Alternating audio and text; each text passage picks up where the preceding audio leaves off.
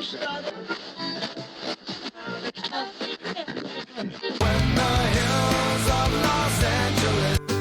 Angeles, I'm and most Hollywood nights. She goes to California, oh, California. What you say about Los Angeles? LA got the people saying.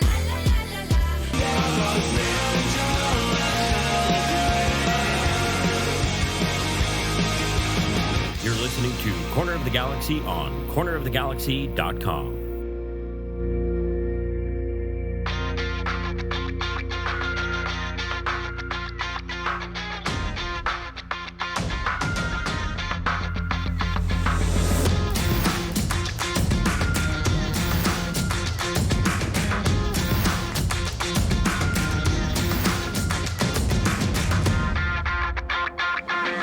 Welcome to Corner of the Galaxy, the show that talks 100% LA Galaxy soccer.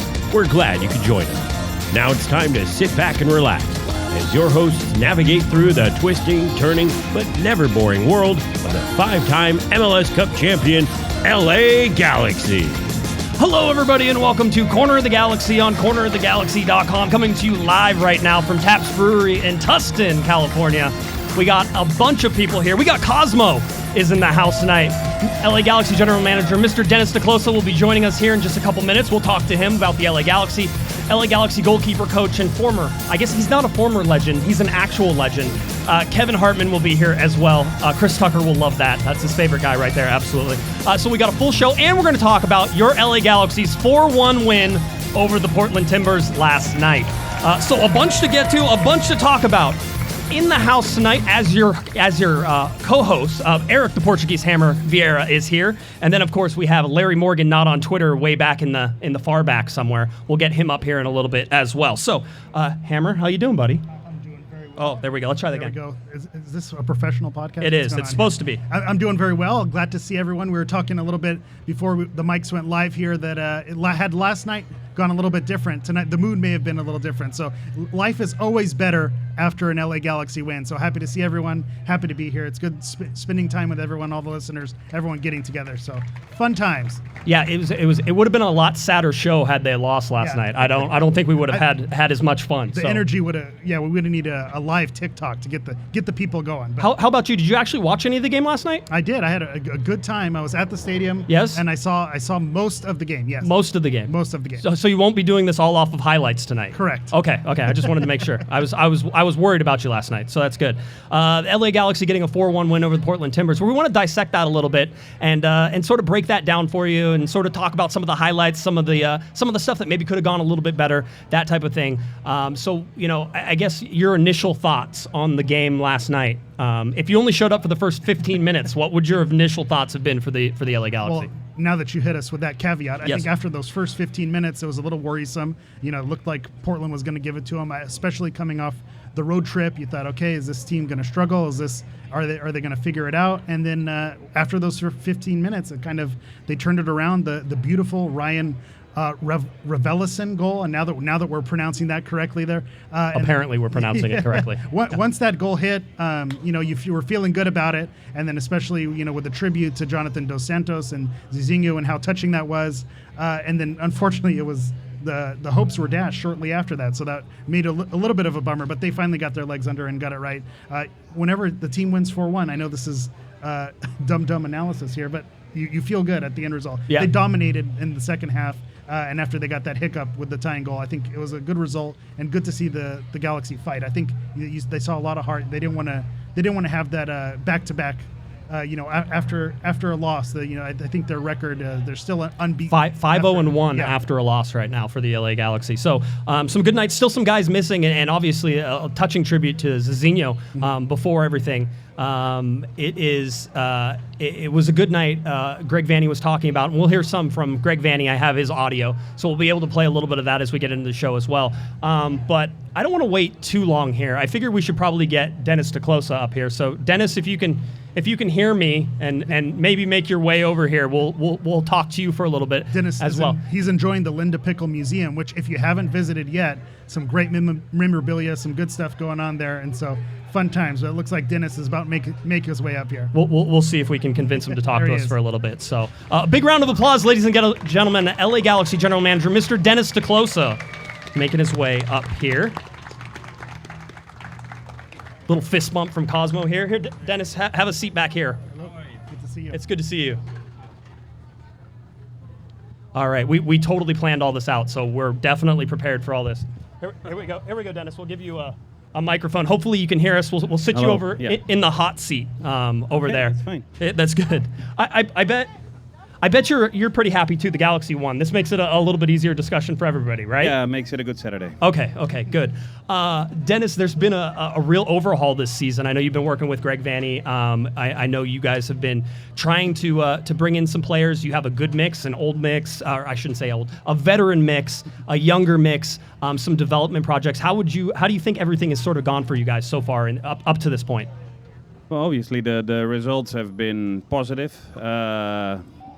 Trying to keep our feet on the ground, and honestly, there's still a lot of work to be done. There's no atmosphere of now we've done something. We haven't won anything. Right. We haven't achieved anything yet. So you need to be humble, and I think you need to go. We're going in the right direction. That's probably the better thing to say. I started working here about, I'd say 2.5, almost 3 years ago, and to get to this point where, for example, specifically the game yesterday, where you see Julian really standing out and playing as a guy that can complement or even stand out on a certain point, that makes me very proud, for example, because that was one of the things when I saw the potential of this club and the area and the people that are related to it and people that are close to this. I think those are the things that we can be really proud of. Tomorrow there's a Gold Cup final where on one side we have Seba, Right. and on the other side we have Jonah and obviously Efrain, which is, I think, something very special also. So there's little things that maybe are not so noticeable, but that make it very, very important, and that make it not only an overhaul for this season, but something that's been put in place a while back. And then you go ups and downs. 2019 season, obviously, reasonable up to Right. decent, I would say, riding on a lot of influence on Zlatan. And then last year, I think on and off the field, like everybody noticed, and there's no excuses. I never made any excuses. I never made any excuses, but it was a terrible season and a terrible year. A lot of personal hurt and a lot of professional difficulties. And you see that we're still challenged. And I spoke to Jonathan this afternoon, and it was a very, very difficult conversation. And I've known his parents for many years. I've traveled with them. And for Jonathan to hear him say what he said, that makes it hard, and it makes it, in the end, also be proud of here, because he wants to be back as soon as possible, and he doesn't want to miss any games, and he feels that he's part of this family here also. So I think there's a lot of things that have been achieved, but far from where it still should be, and I think we should be still more consistent, and we should be ambitious. I was going to say, you and I think, have had a little discussion about Zizinho, and I've never got to meet him. I don't know him personally. I know there's several people, including yourself, who were very close to him. What kind of guy was he? Because I've heard only wonderful things in terms of the people who knew him well.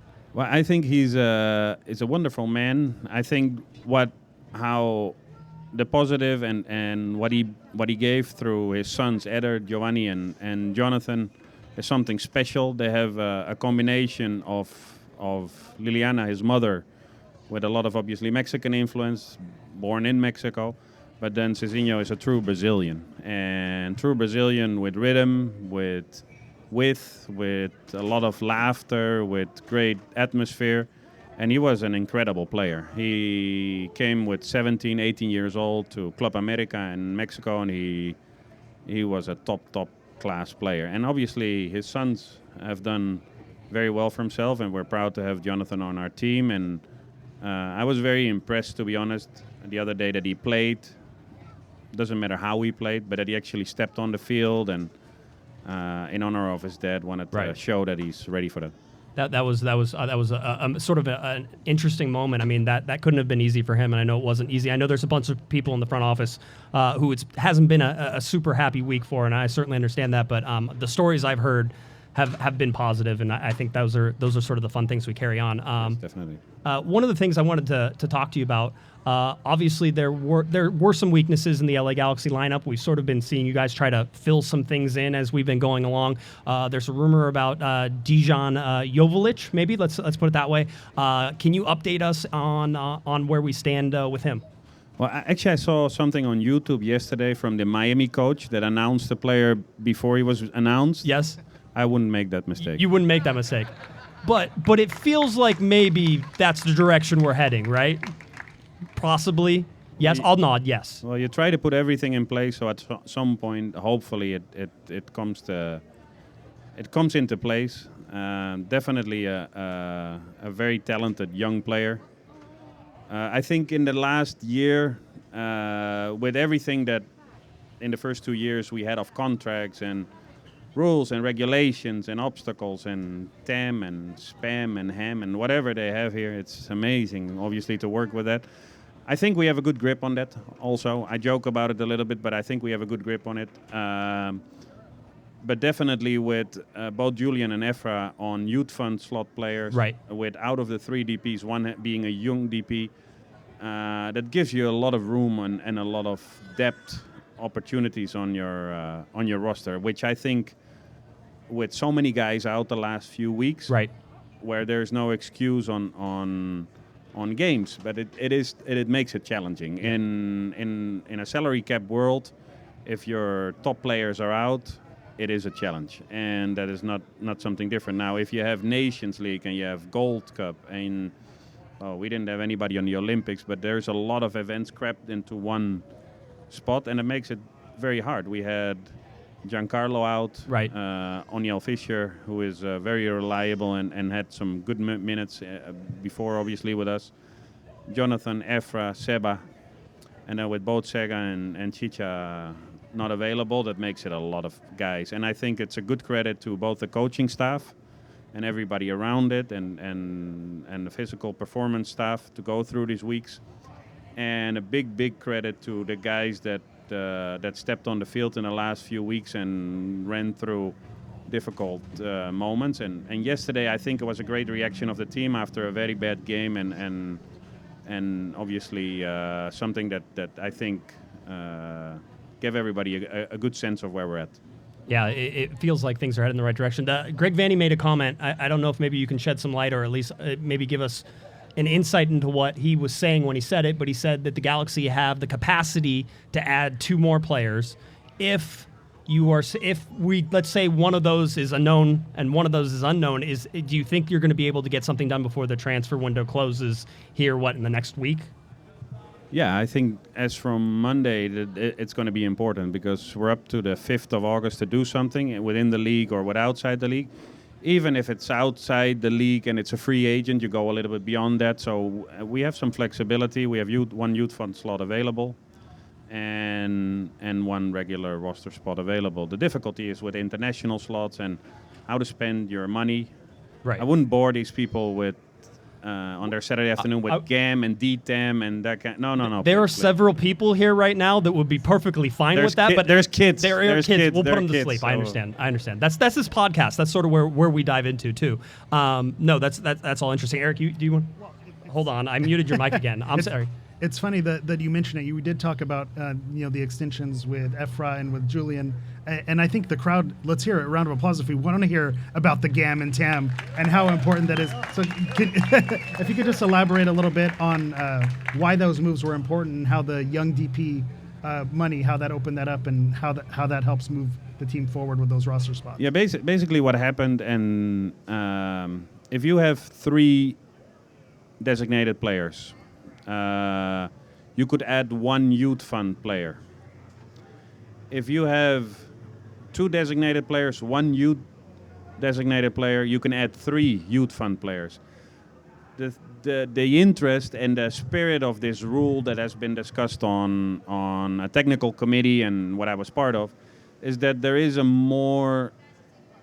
an incentive of investing in young players. The incentive, what it is, so basically, to go a little bit more technical, if you have a TAM player or a max youth fund player, you can spend up to $600 and something thousand gross in salary.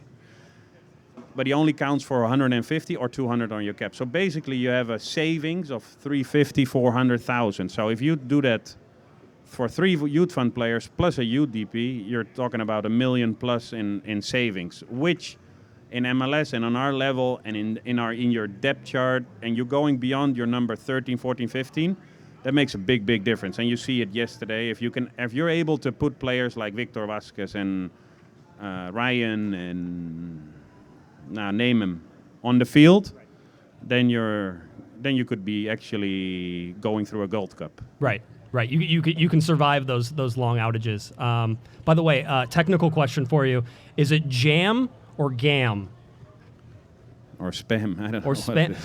This is a real argument that we have on this podcast all the time. But the discussion on like general manager level, it should be cash based. So whatever you have, just spend it. Okay, I get it. But there's no way. There's DTEM and it's related. It's under owner's it's discretionary TEM, so the owner has to approve on it. I must say, bless our owner. He is beyond the best owner, or within the best owners of the MLS, and very, very highly supportive as you've seen, and not only this year but throughout the entire year. And I think that deserves a special mention. But it is a challenge if you cannot change somebody's contract because he's already in the league, and then you have to apply TEM, which you can't because it needs to be applied on a new player. Come on, man. do you get overwhelmed by it as much as I think some of us do? No, I work with it. Right. It's the rules that you have to work with. So I would still throw things against the wall every once in a while. You can fly against. I had something that I wanted to achieve and I couldn't. Right. And there's no way. And then it's so black and white. While leagues throughout the world, you would have already done it like this. And that sometimes I feel holds us a little bit back, because we do have the ambition to move forward, and we do have the ambition to be outgoing, and there is obviously rule, but it's not a discussion here on how good or how bad the rules are. The rules are what the rules are, and you have to play with it, and you have to be outplaying your neighbor and anybody that comes close. And I think we're in a good path of doing that. And I embrace the idea, I embrace the rules, and I embrace whatever you want. And I think we went through every stupid process to get things done. We actually put Julian Araujo on waivers because he was 2 months off of being a homegrown. Yes, I remember, and then that basically. Well, explain that. But that also means that now he can't be a homegrown player, which there's some disadvantages to him not being a homegrown. No, but it's more so if you sell him.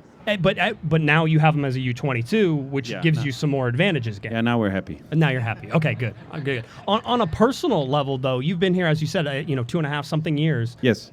You're coming up on. Is this a contract year for you? Yes, it is. Yeah. Have there been any discussions on you extending your stay here? Would you want to stay? But I think first and foremost, you would ask my family who's here. Yes. They really like it here. I really enjoy it here. I feel that there's still a lot of things to do. I haven't discussed anything because we've been truly busy on making the best impression possible. And I've always been of the mindset that team and the club comes first before whatever my concerns are or whatever my situation is.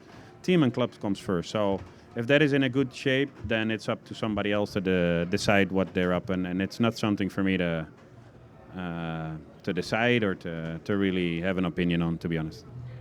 Perfect. I think if you ask the people in the room and you mentioned it, the direction the club has gone, and we'd be happy to have you stay some more if you could. With Javier Hernandez, and let's give it up. Javier Hernandez, obviously, with the injury and kind of the struggles to go back.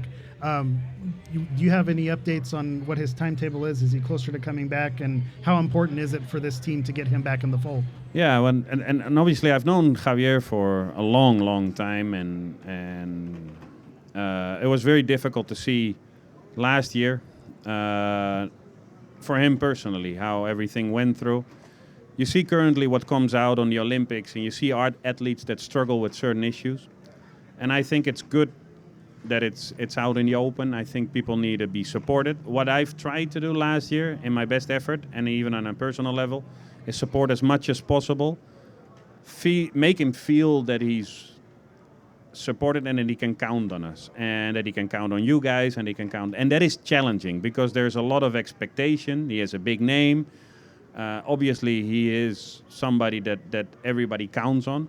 And I think with him moving away from the difficulties on a personal level, on his grandfather passing away, on whatever ever happened, and that stays in between me and him, I think he put himself in a very, very good spot this year. Now, this was an unfortunate injury. He had the same injury last year.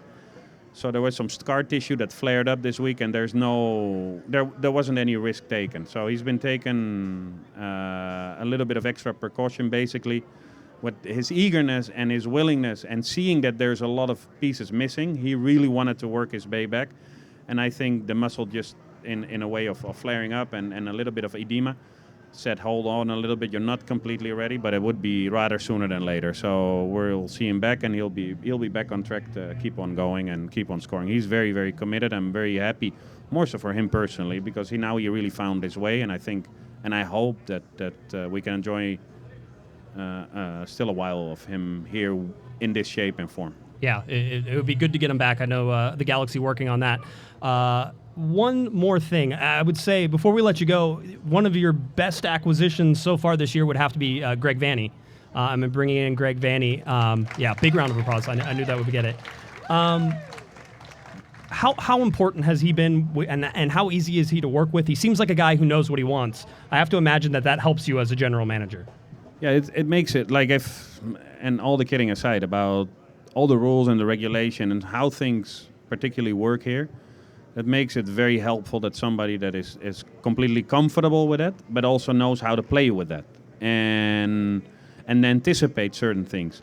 He's a hardworking guy. He's a guy that has his heart in the right place, family man, definitely completely identified with the club, very well organized, with a great staff around him that supports him, that he's shown on obviously on Toronto what he's capable of. I met him a few years ago when they prepared for CONCACAF. I think they played Club America in Mexico, and they came and did a 12-day training camp at our facilities at the Mexican Federation, where I had my office.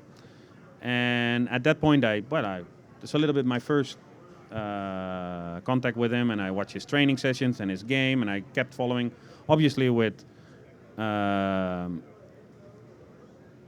interest of him at some point playing here, and well, you have to keep an eye on everything. Like you have to keep an eye on national coaches, international coaches, and it's the same as with players. And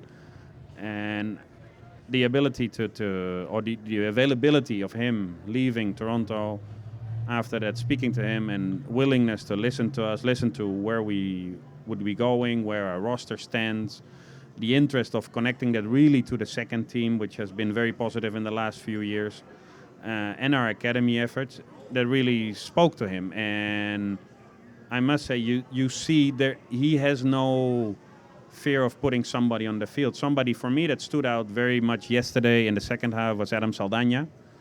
And that speaks highly of Greg and his staff, that their willingness to put him on the field, and not just one game and then 3 months nothing and whatever. And to be honest, the idea behind it, clarity how to play, knowing the league, feeling completely identified. I think when you're appreciative of something, you do a step extra. Right. And I think he is very appreciative of his Galaxy family and of his background and of giving the opportunity here. So you always feel and you see that apart from being a hardworking guy, that he's willing to give a step extra for us. It's very, very good, and I think for everybody, very good that he's around. Well, Dennis, we want to thank you for stopping by. Everybody, a big round of applause for LA Galaxy General Manager Dennis Kloese. Dennis, thanks for stopping by. We really appreciate it. Thank you very much, and enjoy your beers. Yes, absolutely. All right, perfect. If we could switch out seats now, I see him standing in the back. If we could get Kevin Hartman up here, and maybe you guys can switch seats for a little bit. A big round of applause here for Mr. Kevin Hartman coming up. Somebody keep Chris Tucker away from him. I'm just saying. There you go. Thanks, Dennis. Appreciate it. All right. We got one of these old school jerseys here. Kevin's showing up. The hair's looking blonder than ever. I'd just like to point out there's going to be lots of people listening to this that don't know how it's going. So I want to make sure I give everybody, sort of the breakdown on all this. There you go. Kevin, how you doing, buddy? I'm doing well. Thanks for having me. Thank you for coming. I know I sent you probably 300 or 400 messages, and eventually after badgering you were like, yeah, I'll come. I'm fairly non-committal. Talk to my wife. That's right. I know you had to get the hall pass. That's me too. I understand how that is. That's She's actually here. She came with me. So there you go. Yeah. It's perfect. It's a great night out. So a bunch of Galaxy fans here. I know everybody was excited that you were coming. I did do a little bit of prep homework. I asked some questions to some people who maybe know you pretty well. And so the first question they wanted me to ask you, and we'll see if maybe you can figure out who this is, was how do you keep your hair so blonde? Oh my gosh. Yes. All my friends would kind of throw me under the bus like that. So Okay. that's a tough guess. That one doesn't give it away. Okay. That's okay. That's okay. The other thing I heard that you like music. I do like music. Okay. Do you have any particular bands that that are your favorites? Actually, one of the reasons that I was turned on to the podcast was because of Los Angeles is Burning within the opener, which is I'm a big Southern California punk guy, so okay, good. Love all that, Bouncing Souls, stuff like that. That was good. We have to play like 5 seconds of each song so we don't get copyright infringements. It sounds like a really cool intro, but it's really just for copyright reasons that we can't play all those songs. I heard you got tickets to go see a concert. Talk though. to Kalichman.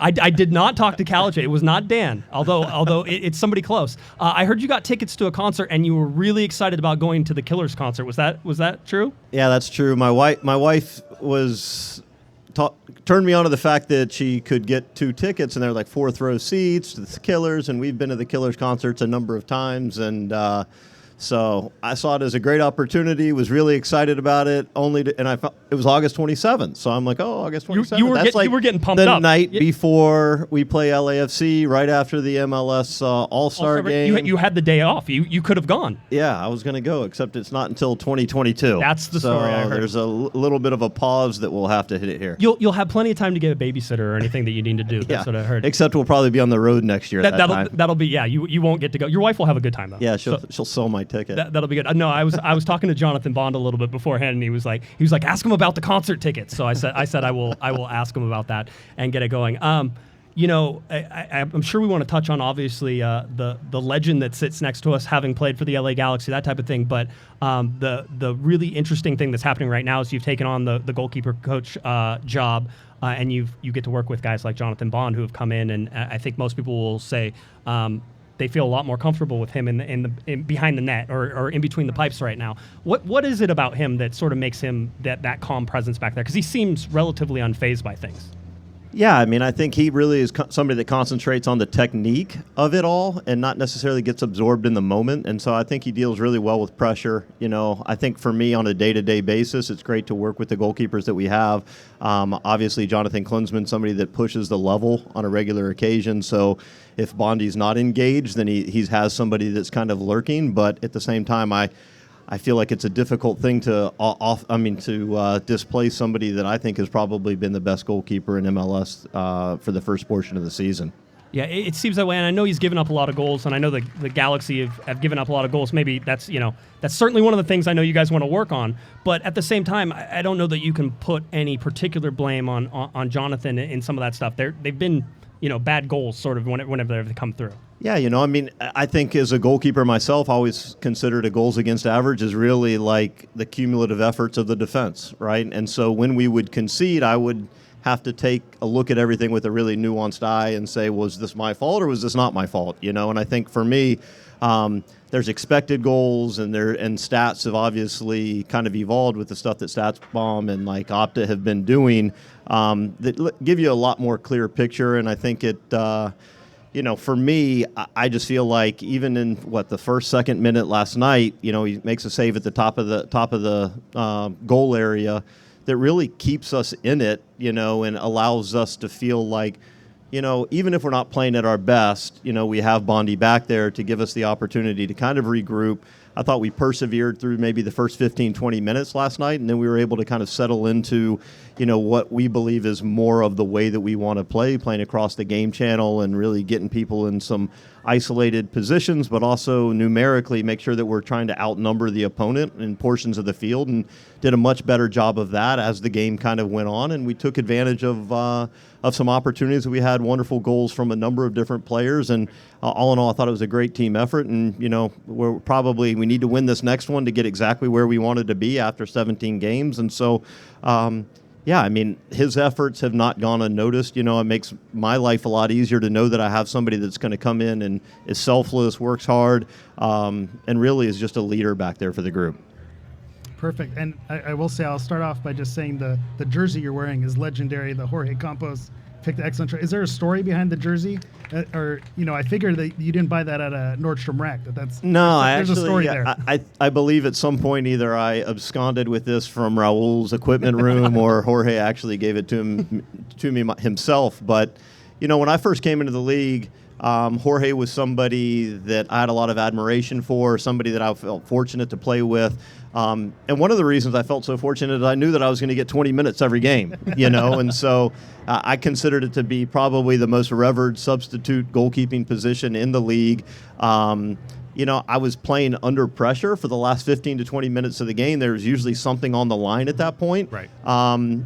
So he's somebody that I idolized, not necessarily probably prior to playing with him, but once we played together, I just realized, just what a great understanding of the game that he had, and small things that he did, maybe weren't always technically the right things to be doing, but tactically he just had a great understanding and recognized exactly what every situation called for. And there'd be times where there'd be lofted service into the box, and if you would come and deal with it, it might get a little bit dangerous, but you would see him go call for it and then let it roll innocently out the far sideline, and the fans love that. I just thought it was really cool to be able to see him be able to think that many steps ahead. Yeah, we talk about Galaxy champions of past, and one of the things the podcast has done is tried to touch, with some of the guys. I think whenever the pandemic first hit, we had you on the podcast. Maybe we talked a little bit about that, but with Greg Vanney, with Dan Couchman, you have this group that has played for the LA Galaxy, has been champions for the LA Galaxy, or really pressed those early years of the LA Galaxy. What has that translated to in the coaching realm, right? What has that allowed you guys to do now with this group who, from at least the outsider perspective, looks like they're playing for each other way more than anything that we've seen in the LA Galaxy in the last 4 years? Yeah, it's hard for me to speak on kind of what it was that was going on within the locker room before I arrived, but I can say that, there's been a real recognition of the community that we have built in the past, and our recognition of the fans and the people that have really gotten this league to where it is now and the club to where it is now. And so I obviously left in 2007 before David arrived and before a lot of the championships that we've attained. But the reality is the club is the people within the club, and it's not drive-by advertising that you see on the side of the 405 or the 110. It's about us going out and making connections and relationships, and I felt so blessed to have been able to work really hard over the last number of weeks, and we get 6-7 alumni within the stadium last night, and for people like that to be able to reconnect and feel like they're a part of something that. John Garvey was there last night. John Garvey hasn't played for the club since 1996, right? And so to have somebody like that, Andrew Shue out there last night, these are the guys that really kind of got things started. And, back in 96 when we were playing in front of tons of people and trying to figure things out at the Rose Bowl, and it's obviously evolved. And to see guys like Jack McBean out there last night, and it's cool to talk about a history of the club, and that's not something that we ever had. We were talking about in 2002 how small that the league had gotten, right. To see how far that it's expanded, and to see the quality of players within the league now, something that's really exciting. Do you see? Projecting forward here for the rest of the season, there's improvement to be made. You guys feel like you're in a good spot, but you're not where you want to be. You're not even close. Is that fair to say? Yeah, I would say that we have a lot of players that have real niche skill sets, and I just don't think that we've had everybody there at the same time for us to really be able to build that continuity that we would really like to. With that said, I do think that there's an understanding of how we want to play, and anytime that you lose the number of players that we've lost through some of the international competitions, whether it's the Nations League or whether it's the Gold Cup, you're obviously going to make some have some difficult times during spots in the schedule when people are away. But certainly, we look forward to having everybody back. We're appreciative of all the efforts that people have made, and we feel like anytime that we get the opportunity on a Friday night to pick up 3 points and throw those in the bank, that Saturday afternoon is going to be fine. It is a good Saturday afternoon so far, so that's good. Hey, Eric, you have one more for Kevin? Have one more. Going to put you on the spot just a little bit here. Okay. We have a lot of Galaxy historians in the room here, and having played the game, now that you're a coach and you kind of see the game up close, if you had to pick a 4-man back line, we know our goalkeepers love their defenders in front of them. Who would you pick if you can put them in a time machine and get them there? Who would you want in front of you as your defenders? And Greg and Dan Calif are not going to listen to this, so don't feel. They're not going to listen to this. No, we'll make sure they don't listen. I'm sure they don't. I obviously, like I said, I didn't play with the club from 2007 on, and I know Todd Dunavant was a player that I had a lot of respect for. I thought probably offensively, I thought Greg probably brought a lot to the table in terms of his ability to switch the point of attack. He was also dangerous on set pieces, so I'll take Greg as my left back. I thought centrally, I love playing with both Robin and Dan. Oh my gosh. Robin Fraser, Dan Calif. Chris is over here looking at me like, well, I wonder how quick he's going to be through his alumni list. I think obviously the game has developed quite a bit. There's more opportunity for American players now, but at the same time, there was really only 200 spots for professional players within the United States back in the early days of this thing. So there was a lot more players that had to deal with a lot more adversity. So sometimes with that opportunity, sometimes things become a little bit easier within it. So at right back, give me some people, Chris. Danny Calif, he played in the center of the park too, right? You're going to play him out of position. Sean Franklin. There you go, T-Rex, Sean Franklin. Quite honestly, Julian Arago right now. Julian's been phenomenal. I was saying he must have like an assist or a goal bonus because he's forward a lot. Yeah. But he does a good job on the defensive side as well. Yeah, I appreciate you indulging us with that. I know that's a difficult thing to answer. I know. I'm not sure I really threw myself into a corner there because I didn't really get a legit answer. There was no wrong answers there, especially with Dan and Greg. Broad brush, it was fine. Well, Kevin, we want to thank you very much for stopping by. Big hand for Mr. Kevin Hartman. Yeah, thanks, ladies guys. and gentlemen. Thanks Kevin, thanks so much. We really appreciate it. it. All right. Enjoy the Killers show. Yeah. Let us know how that Killer show goes. All right, that's what we'll do. All right. So thankful for again another big round of applause for Dennis Kloese and for Mr. Kevin Hartman. They didn't have to come down here, but I kept bugging them until they did. So that's good. It worked out well for us, and we're glad to have them. Let's talk a little bit about the game. Because it was a 4-1 victory, because it was 4 different goal scorers, because the LA Galaxy looked like they were going to give up about 6 or 7 goals in the first 15 minutes and had everybody sort of on edge there. It was one of those games, Eric, where I was tired of typing after the first half, so I was exhausted in the press box, and I don't know how I know people in the stands were probably exhausted after the first half as well. But we're seeing a consistency form here with a lineup that has been anything but consistent. Mm-hmm. I don't think Vanny has played back-to-back lineups in the same positions at least yet. I know there hasn't been a quote-unquote first-choice 11 played through 17 games, or 16 games, mm-hmm. 16 games, 17 games next time. 16 games so far. And that the fact that the LA Galaxy have third place locked up over the weekend regardless of what happens, mm-hmm. Everybody remembers how bad last year was, right? It almost feels like Christmas in July here at the end, that the LA Galaxy are sort of where they're at right now. Yeah, I think Kevin mentioned it and he buried the lead. I'm just bummed I missed Andrew Shue at the game, as a Melrose plant. Yes, I know. Melrose Place fanatic there. But I think one of the standouts, and Dennis mentioned it and Kevin mentioned it, I think Julian Araujo has just been absolutely incredible this season. I think the Galaxy, they've really benefited from him not getting into the U.S. national team call-up and then the Olympics, kind of what happened there. We were expecting to see him miss minutes during the season because we were expecting some type of call-up, but, kind of the U.S. national team's loss and the Olympic team lost is the Galaxy's gain, and he's someone who just, as the season goes on, he just seems to be getting better and better, and when that extension happened, you just think, well, let's enjoy our time while he's here, because I think he's going to be moving on to greener pastures somewhere else, because he's just playing so well, with the assists and locking down other players offensively. It's just been he's just been so crucial. And then another player that's been a highlight and it's kind of turned it around in the last probably 4 or 5 games is Samuel Grandsir. Someone who was a little bit slow to start and maybe wasn't there. Let's give it up for Samuel Grandsir. I was going to say first goal. His first goal, yeah. After hitting the crossbar twice in 2 games. I will say that there was a prediction on Thursday that Grandsir was going to get his first goal.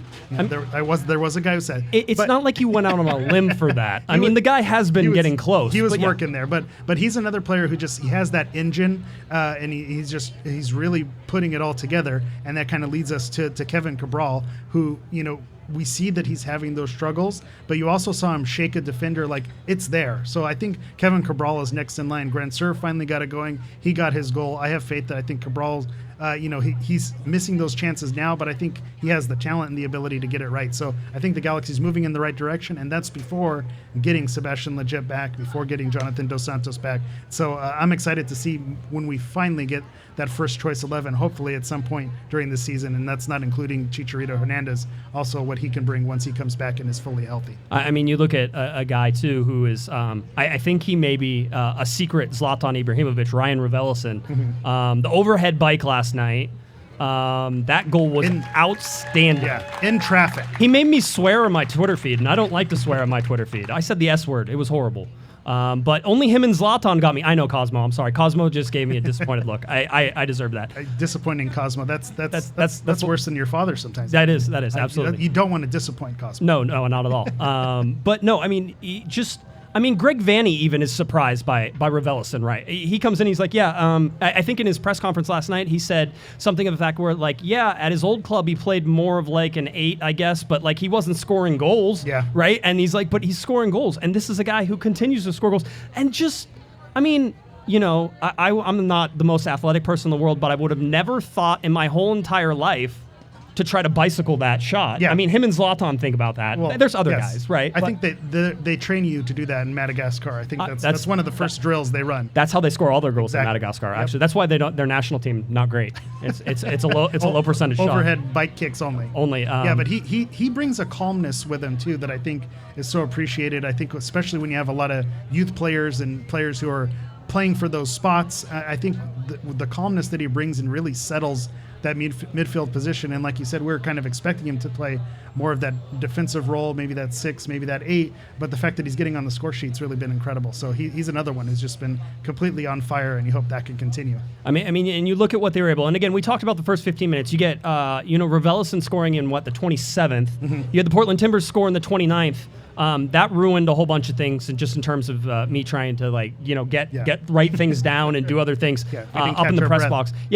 There was somebody on Twitter. I wonder if they're here. I don't know that they are a listener, but I saw them, and he said I was trying to record a reaction to the Raveloson goal, and instead I got a reaction to Portland Timbers scoring. Yeah. And it was just this guy who was like smiling, and then it goes down, and he's watching it get closer, and the smile gets smaller and smaller, and then the ball goes in the back of the net, and he's just shaking his head. And it's perfect. It's exactly what and that's about soccer.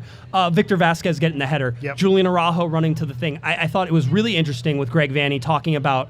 I asked him last night about Julian Araujo and sort of the progressions that he's made, and one of the things he said is, I asked Julian Araujo to get more towards the end line, right? And we talk so much. Especially me. I'm a huge fan of an early cross. I've never seen an early cross I didn't love because I don't like letting a defense set up. I don't like things, being predictable. And an early cross is unpredictable. You can put people in the space, a whole bunch of things like that.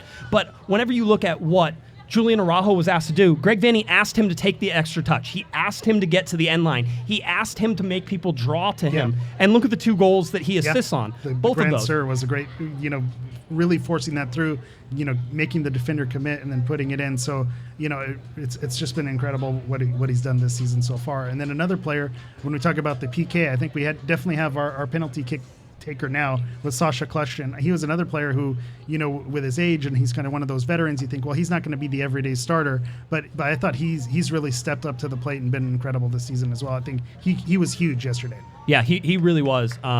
Just some really, and you have Victor Vasquez, right? This is a guy who we know is not a long-term solution for anything, right? And he's out there just playing his heart out. Yeah. And we know he came out, and the official word was some left hamstring tightness, I believe.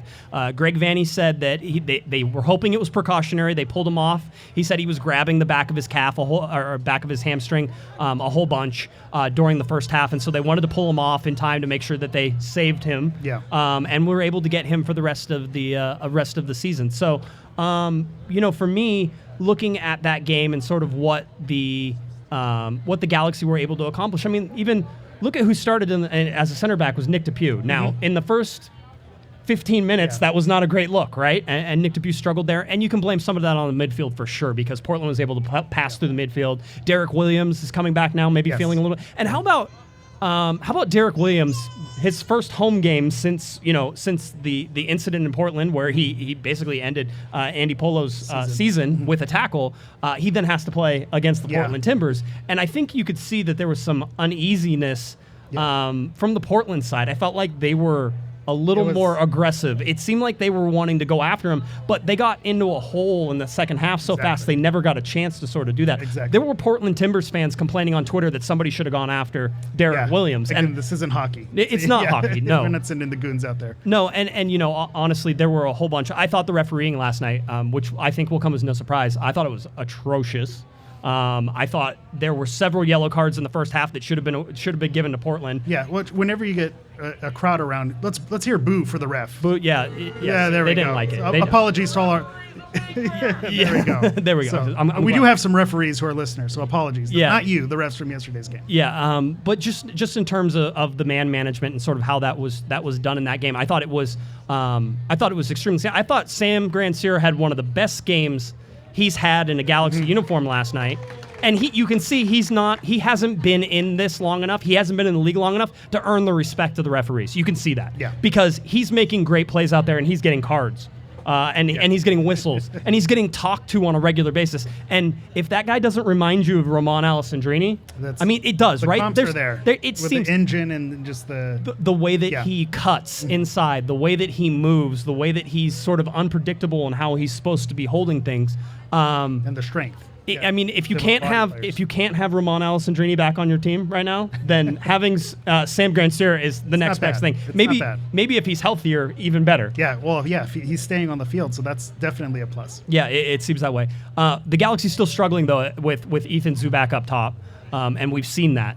There's not a lot of production there. I thought he put himself in some good spots last night. I thought he tried to be physical in his battles, and I think that as the player he is, he needs to be that. Yeah. But having said that, he was it felt like the Galaxy were playing with 10 out there sometimes because he's not exactly a scoring threat on a regular basis. Yeah, and what I looked up the passing chart as well, looking at it, and he was a little bit more removed. I think where his struggles have been in the past, he kind of sits up top and waits for things, kind of the ball to move in his direction. So he was playing a little bit further back, and that also could have been Grandsir and Cabral pushing up. So there is a progression with Zubak, and we'll see how much longer, Javier Hernandez is out, and then, if there are some signings that we weren't able to get confirmed on the show, which it's too bad we couldn't get that. We can hot take. We can do a rumor. I have sources. Yeah. But if Dennis is still here, he just has to put his fingers in his ears for a second. But I think until that, we know with recent signings, they take a while to get here. So, it looks like Zubak will get, a few more games in there. So maybe he'll start moving in the right direction.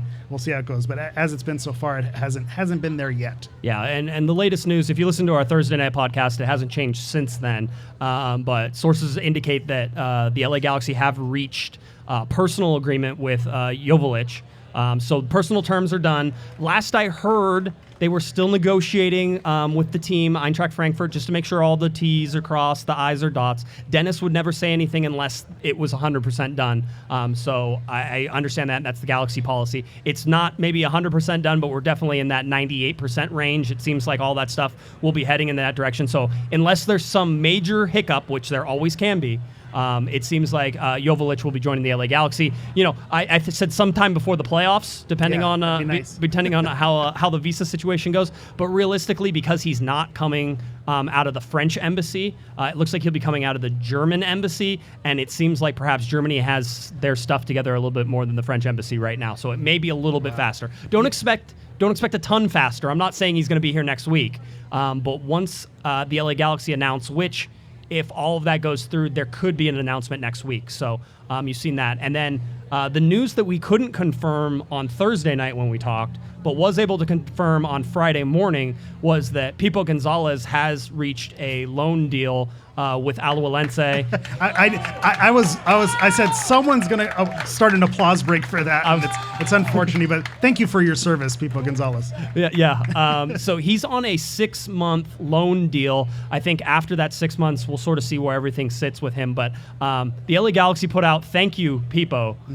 They usually don't say thank you whenever they put you on loan. It's usually like they only say thank you when you're going away. So I don't expect that Pipo Gonzalez is going to be coming back. It's good, though. He gets to go back to Costa Rica. He gets to play with Alajuelense. I think it's a win-win for him. It is. I think it works. And I would imagine, although I have none of this confirmed at all, but just my assumption is the LA Galaxy are covering a portion of that salary whenever he goes to Alajuelense. But regardless of how that goes, even if they pay it, it's still cap relief. There's still some salary relief there. Even if, Alajuelense pays $100,000, you're paying them, $700-something thousand. That's still, $100,000 that you didn't have to pay. And he's currently taking up a huge amount of targeted allocation money in that spot. So this allows the LA Galaxy to get a little more flexible. And if we're doing the math with Jovelijć coming in, Jovelijć isn't a TAM signing. Jovelijć is a U22 signing. So the TAM signing coming in for Pipo, so that money that Pipo has right now could be used for another player. Yeah, round of applause for Dennis Kloese. That actually is, that's where that flexibility comes in. Yeah. He didn't want to talk about the intricacies of that U22, the youth development slot. I will a little bit, just in terms of the LA Galaxy should not have been allowed to have a U22 spot for Julian Araujo.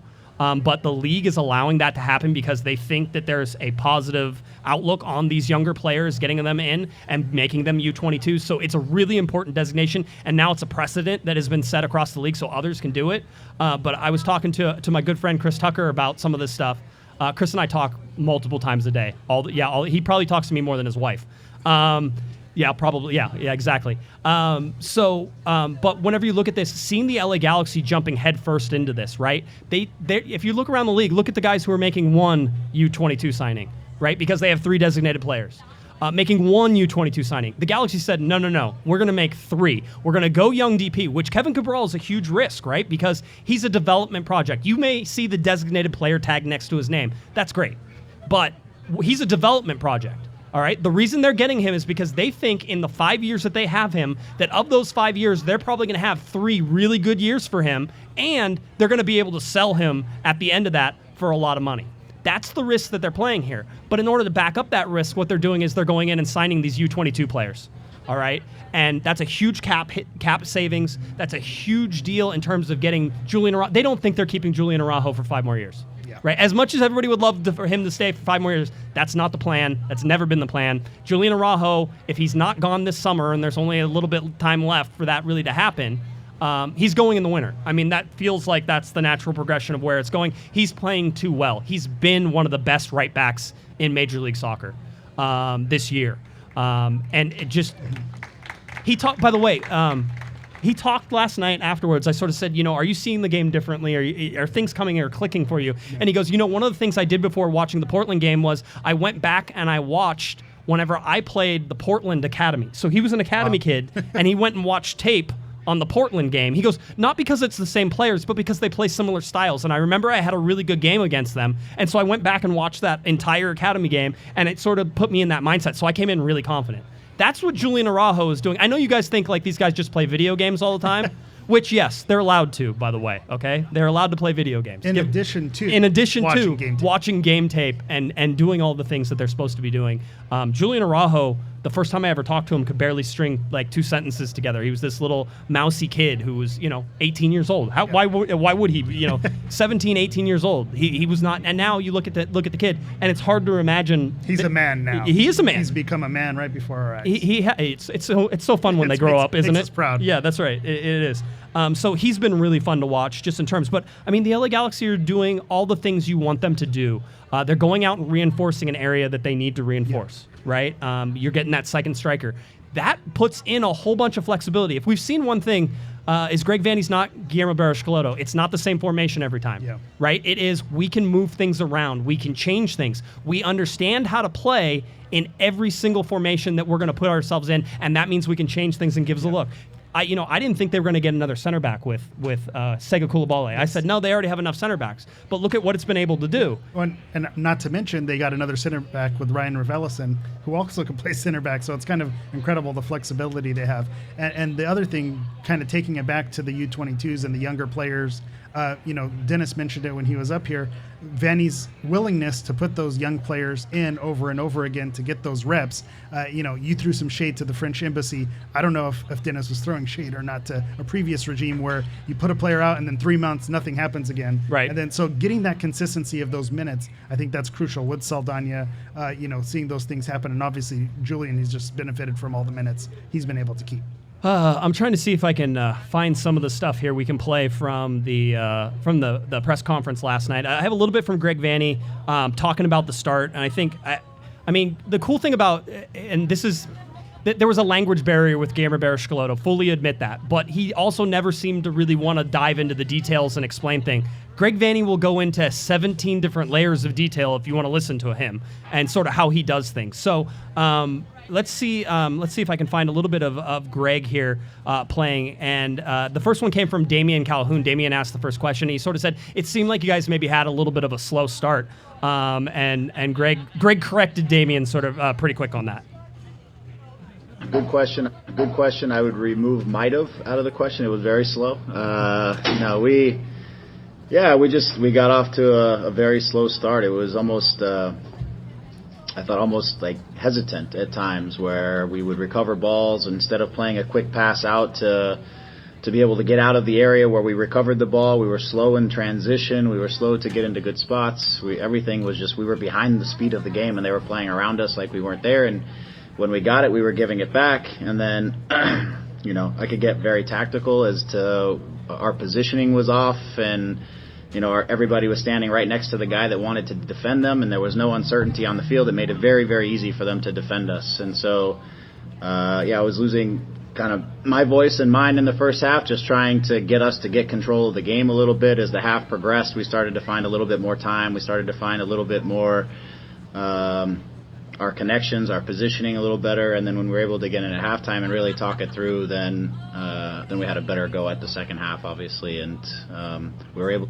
He says we were able to keep the ball there. The one that I sort of liked, and I thought it was a really good indication of sort of where Greg Vanney is at, is he told the guys, he goes, the game's 90 minutes, and we always hear that, right? And you're looking for a complete LA Galaxy performance. We always talk about that. I think sometimes they're mythical, right? Because the way that you're sort of looking at these different things, you're like, all right, is it possible for a team to maintain that sort of composure and that control over a game for 90 minutes? But Greg gave the guys just a little something to think about whenever that came through. And as I said to the guys, that's why the game is 90 minutes. You can start bad and find your footing and then take over the game. It happened in reverse for us on the road trip where we started off straight, good, and then we lost control of the game as it progressed. And tonight we kind of did the flip side. So we'll take it. Great results, and overall good performance for the guys. All right, so there's a little bit of a Greg Vanney there. I want to give it up for Greg Vanney. Yeah, Greg Vanney. I mean. Remember before this, and Greg's at the wheel. Yeah, remember when Jesus take the wheel, Greg take the wheel.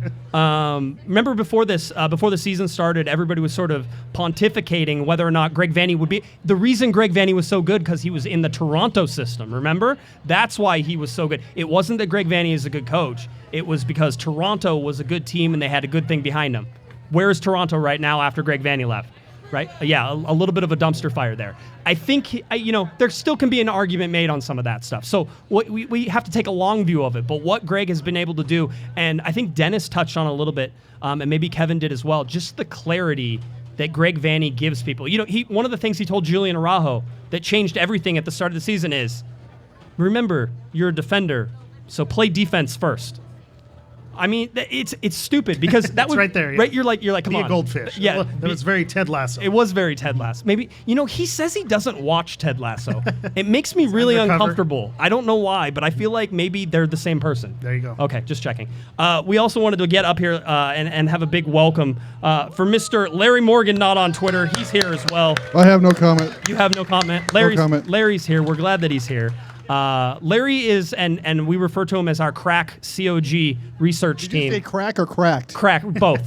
Both, absolutely. It all applies. Yeah, Larry, whenever he... first of all, I would like to point out, Larry, how long were you in the newspaper business as a sports journalist? 39 years. 39 years, all right? Larry worked for the LA Galaxy at the end of that for a little while, and then he was like, you know what, I don't want to do that anymore. And I said... I didn't want to do this anymore. Yeah, I know. Well, that's true. Started as a young paper boy in Cleveland, Ohio. Yeah, that's exactly right. Did you deliver papers as a boy in Ohio? I did not. Sorry, I I might got have my- beat on no- some papers, but I didn't deliver them. Okay, so yeah, it was.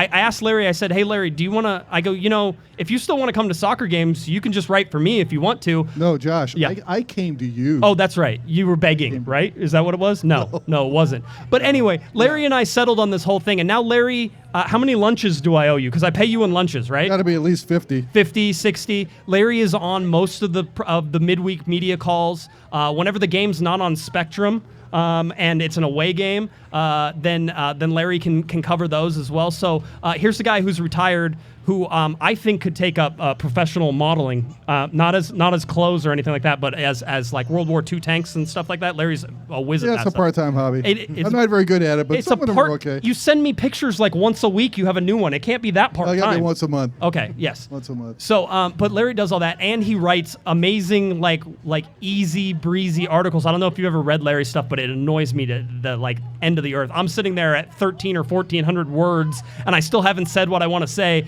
and Larry has it all wrapped up in about 550, and it sounds perfect and it's beautiful. And I remember one story that you did, and you sent it to me so I could look at it, and it was like 1,200 words, and I think I deleted about 400 words of it. Yeah, that's actually true. That's why I don't send him stuff anymore. I need for my self-esteem. I need to be okay with that. So, but Larry, Well, we remain on good terms. We do. No, Larry's great. I'll tell you a fun fact about Larry that I think some of you know if you listen to the podcast. Larry has to make a comment after every national anthem. Every national I do. anthem, Larry has a comment. So as soon as they stop singing, Larry leans over to me and he'll tell me what he thought of the singer immediately. Like they're still holding the last note. Larry comes over and leans. So I look forward to that all the time. Sing it the way it's supposed to be sung. See, he's old school. Yeah, Get I know. off my lawn. Get off my lawn. Yeah, Larry. Sing it the way it's supposed to be sung. It's not hard. And that's why for Josh's birthday, we're all singing the national anthem No, on we're not. three. No, we're not going to do that. Larry's going to lead us. Let's see how he No, does it. I'm not. Yeah.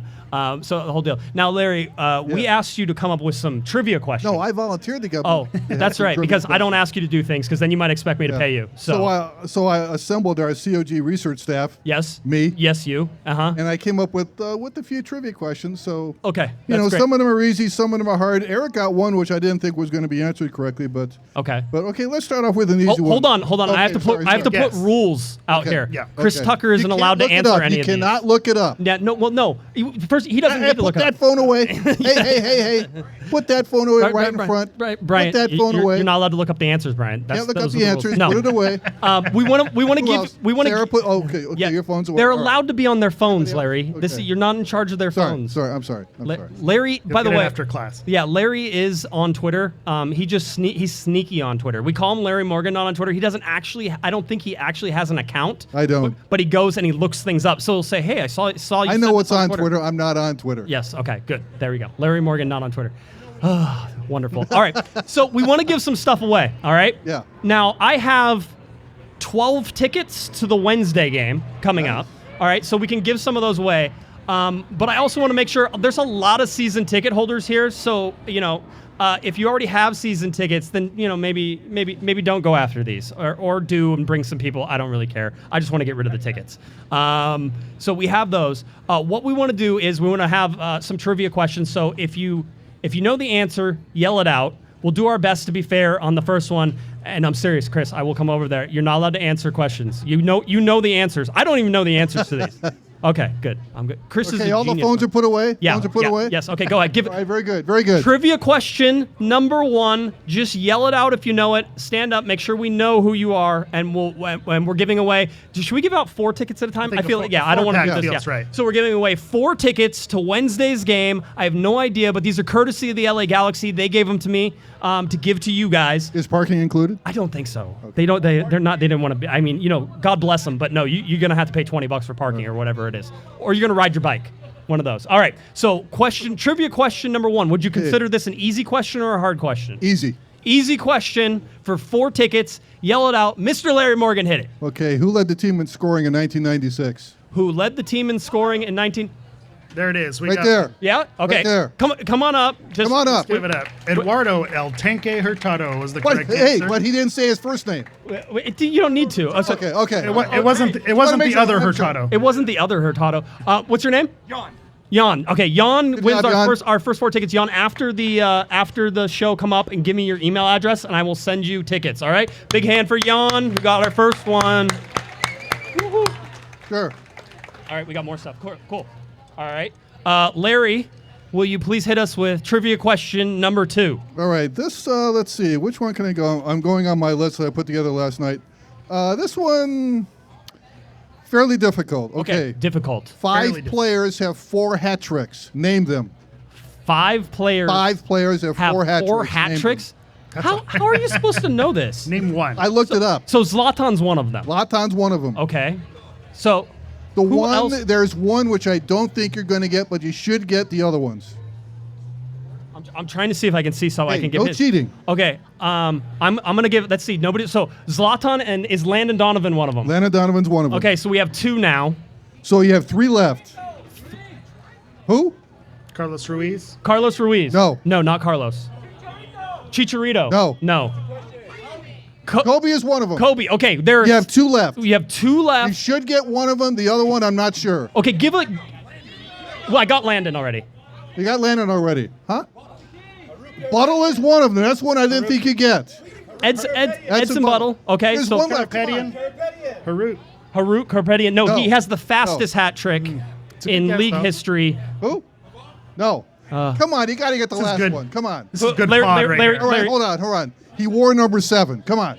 Andrew Shue. Keane. Robbie Keane. Oh. All right, wait. I think we did that as a group. So do we all have to go together now?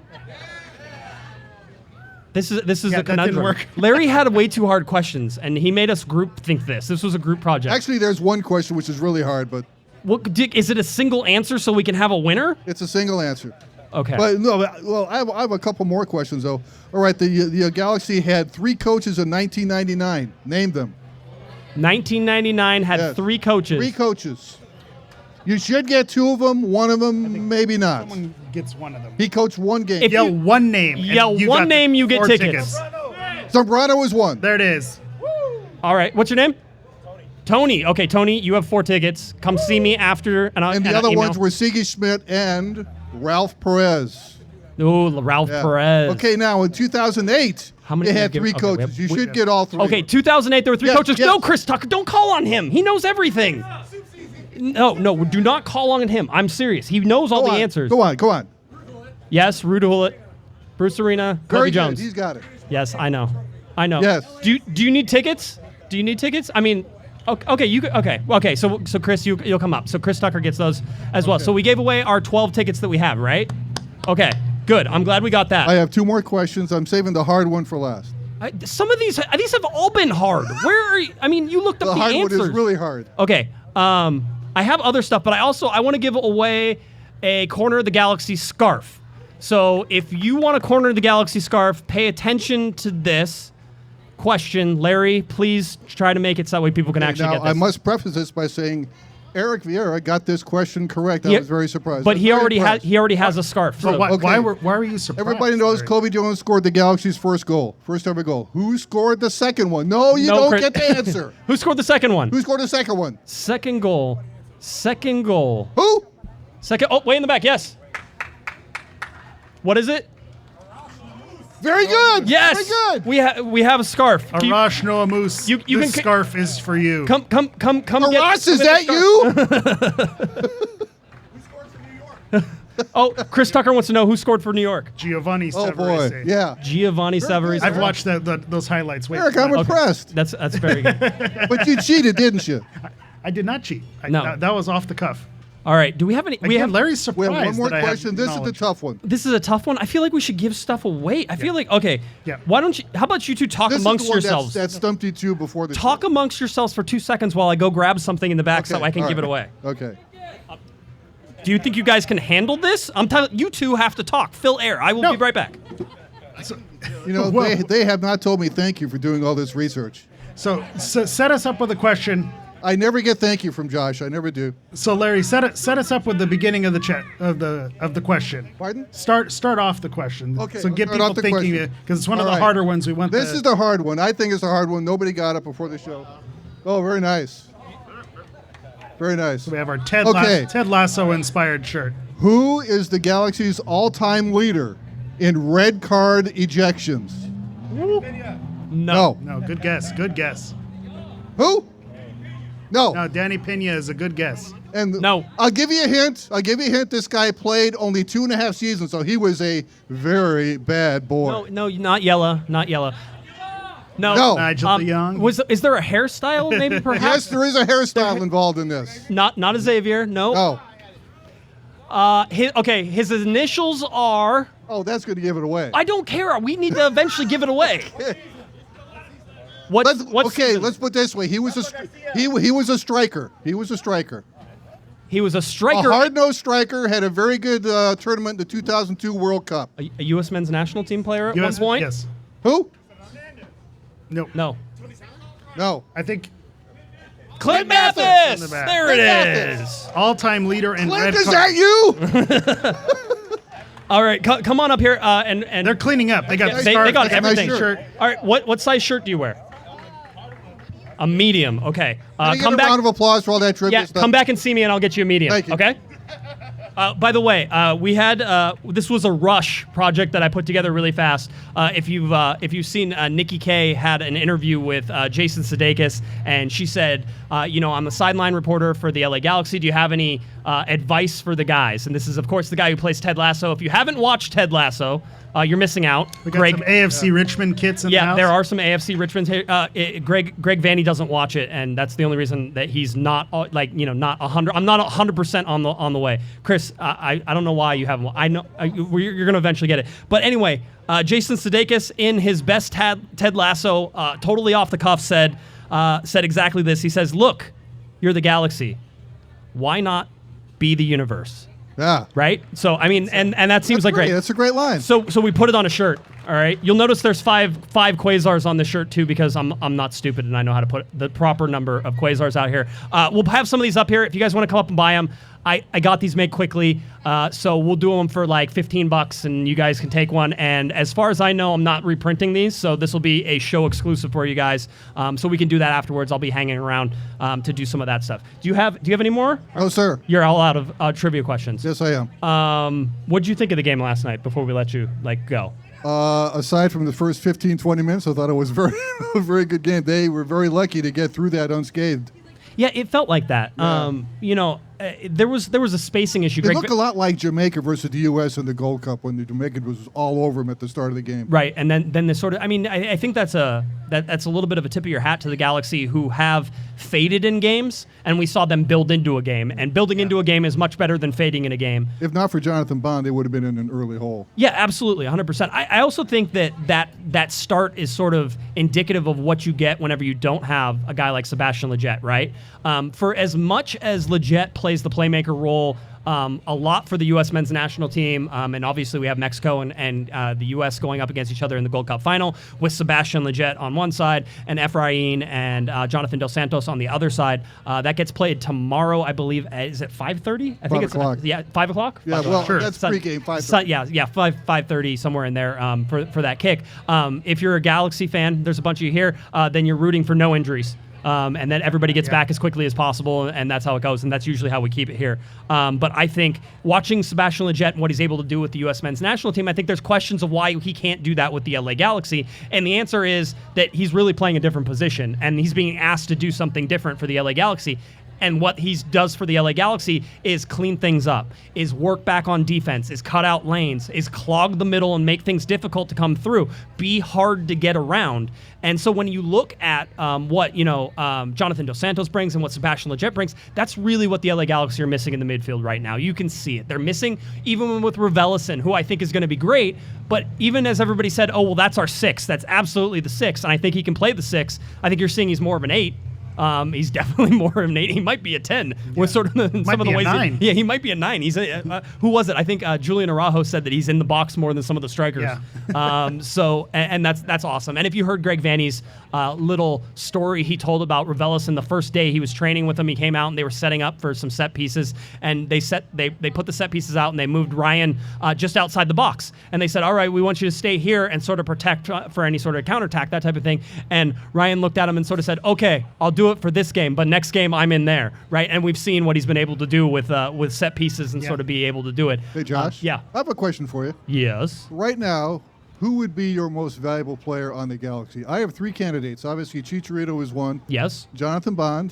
Julian Arajo. Mm-hmm. Who is your MVP? I think there are votes for either one of them. Okay, well, we could do Raveloson. The crowd meter? Do we do a I was going to say, I think there should be some. Let's take the 4, right? Because Raveloson needs to at least be in there. I think it's early.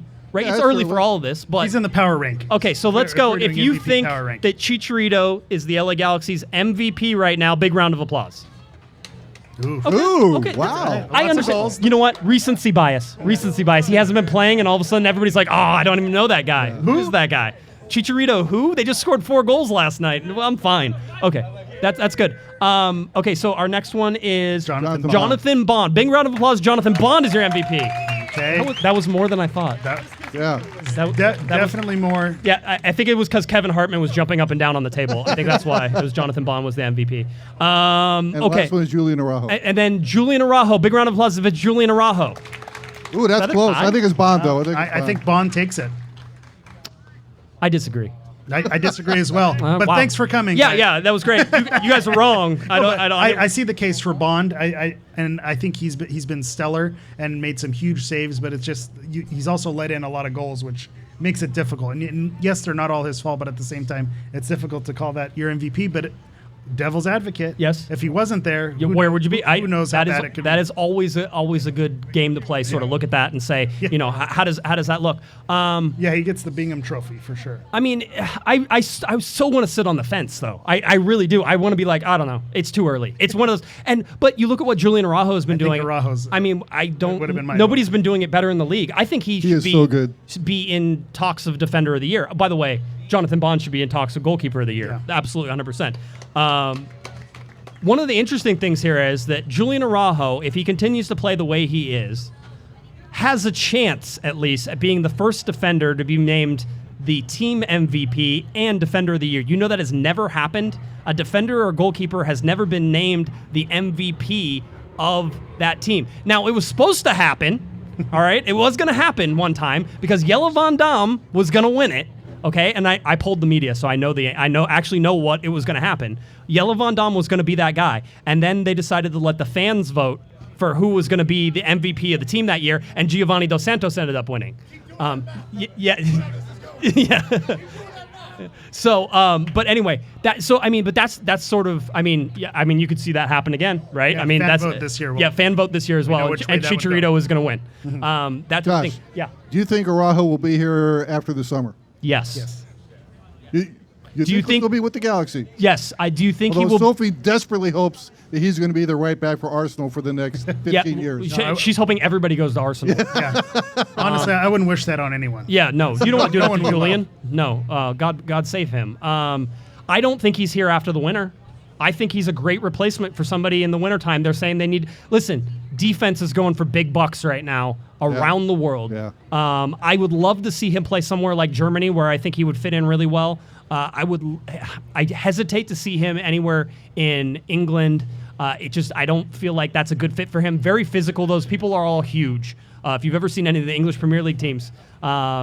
So Spain, Yeah, Spain right? would be a good Yeah, and I've always said Spain just because he speaks the language, he'll be comfortable there, and the overlapping runs very Spanish in style, the attacking right back. So I think that too. Okay, let's do this. You have a starting 11 from the last game. I was sort of trying to think if this would even be fun, but let's vote people off the island until we get down to one person. Okay, so you have the starting 11 from the last game. Throw him off the boat, huh? Who are you gonna? So the answer is who, or the question is, who do you throw off the boat first? It's such a mean game, isn't it? It feels. Be nice on Ethan. Come on. It I was feels. trying to keep things light. It was keep everyone in a it good feels mood. malicious. Zubac, get out of here. Yeah, Zubac. Does he get a life preserver? No, I don't think he does. Okay, That's so, an easy answer. So Zubac is first voted off the island. That's fine. I understand why. I don't think he would even be mad if he was here. No, he would. That would have stung. Yeah, Zubac. he's Come back. here. All right. So you have Jonathan Bond, Julian Arajo, Nick DePew, Derrick Williams, Villafana, Grandsir, Kleshton, Raveloson, Cabral, and Vasquez left. So who are you voting off the island second? DePew, I hear. Calls for DePew? DePew. DePew? Cabral. Okay, so if you want Cabral off the island, round of applause. Ouch. That's so harsh. All right, if you want Nick DePew off the island, round of applause. Ooh. If you want Josh off the island, round of applause. Oh, I think we have a winner. Larry's mic stopped working. Yeah. It's crazy how that works. Couldn't Okay, resist. so Cabral's off. We're gonna go quickly now. Is next DePew? Yeah. Okay, DePew's off. You have Grandsir, you have Kleshton, and you have Vasquez, you have Raveloson, you have Villafana, Williams, Araujo, and Bond. Who is next?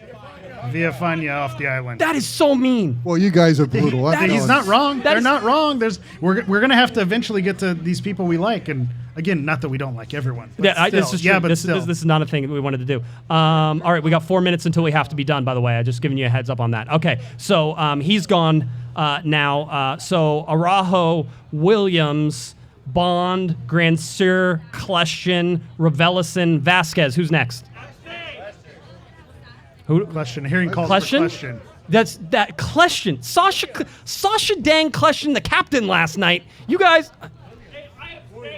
I have seen Yeah, Larry. He can't I'm be not thrown voting off. yet. He's the I think best some people interview are on the good. team. He can't be thrown Yeah, off. I know. We need to talk to him after games. Okay, so if you want Sasha Kleshton thrown off the island next, round of applause, go.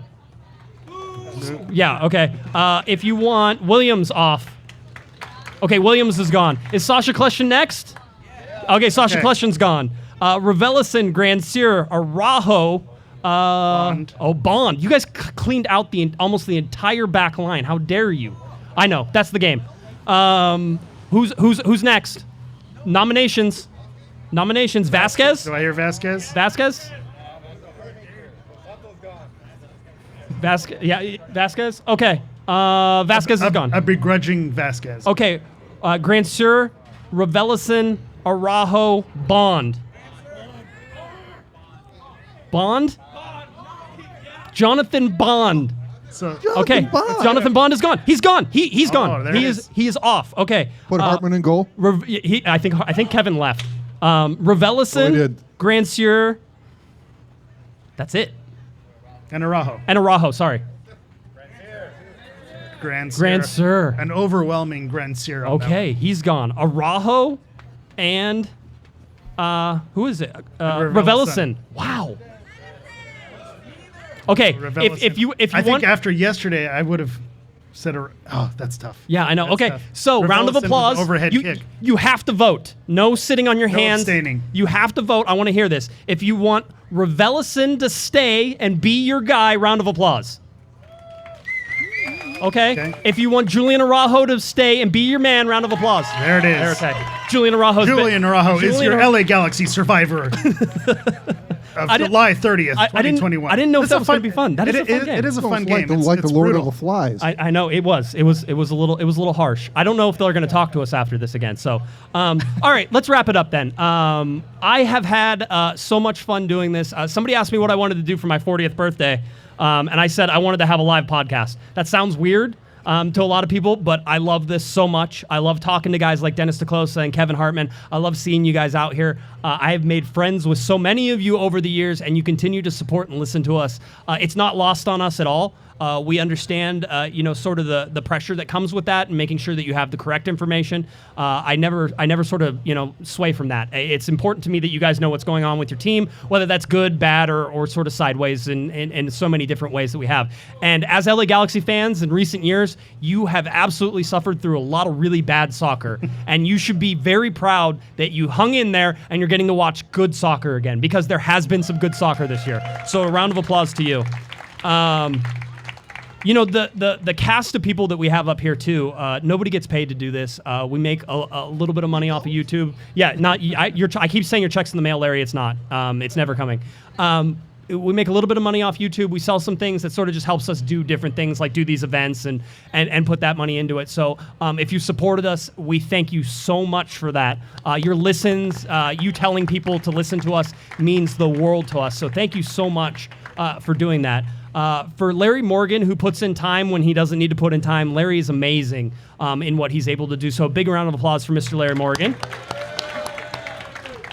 I didn't bother Panda because it's early in the morning in Tokyo and he gets confused and angry in the morning, and we don't need any of that right now. It's 11 o'clock in the morning. He's probably not up yet. Yeah, he's probably not up yet. He's probably at 7-Eleven. Yeah, he's at 7-Eleven right now because that's what he does whenever he goes to a foreign country. He eats at Burger King and 7-Eleven. But Kevin puts in a lot of work too in trying to suss some of this stuff out, and it's not always easy. So a big round for Kevin, always showing up and doing his stuff. And then Eric moved to Texas. Eric is still here right now. I don't know if his marriage will survive this trip, but he's here. To my wife. Let's give it up for my wife for holding it down. That's right. And Eric puts in a lot of time with this and really throws all of his heart and soul into that. So a big thank you to him as well. It's been a huge thing. For people like Linda Pickle, who's over here with a wonderful, amazing setup. Make sure you're over there and you check it out. Oscar has stickers over there. Go support Oscar. He did all the cartoons that we have of us that are on our live shows, and we have stickers and that type of thing. And that's at Galaxy Art Fire. Yeah, at Galaxy Art Fire. On Instagram. You need to. Amazing pins over there. Amazing stickers. So much fun. So glad to support some of this independent content. So, from the bottom of my heart, thank you. And I'm going to cut. Wait, hold on. I was going to say. Yes. Larry's probably on the same wavelength. We forgot to give another round of applause for one more person. We talked about all the bad seasons, but even though the soccer may be bad, the podcasting is always good, and that's thanks to Mr. Josh Guesman. That's right. So on his 40th birthday, let's give it up for Josh. Thank you. Good job, Thank Eric. you. Like I said, I wouldn't want to be anywhere else right now. So I'm glad. I'm glad that everybody was here. I'm glad we got 90 minutes of a podcast. I'm glad that now we can move on to the most anticipated part of the night, birthday beers. After birthday this, beer. So I will dive in there. We have some stuff that we can sell if you want. Quite honestly, come up and talk to me. I'll probably give stuff away. I'm more in that mood right now than anything else, and I don't want to pull out stuff to like charge you things. So thank you for supporting us. Thank you for doing it. I think for Mr. Larry Morgan, not on Twitter, for Eric the Portuguese Hammer, for Kevin Hartman, Dennis Kloese, a big round of applause for those guys for showing up again. I'm Josh Guesman, and you have been here live for a Corner of the Galaxy podcast here at Taps, and Taps has been amazing. Make sure that you support them and get all the stuff. Sorry, tip well.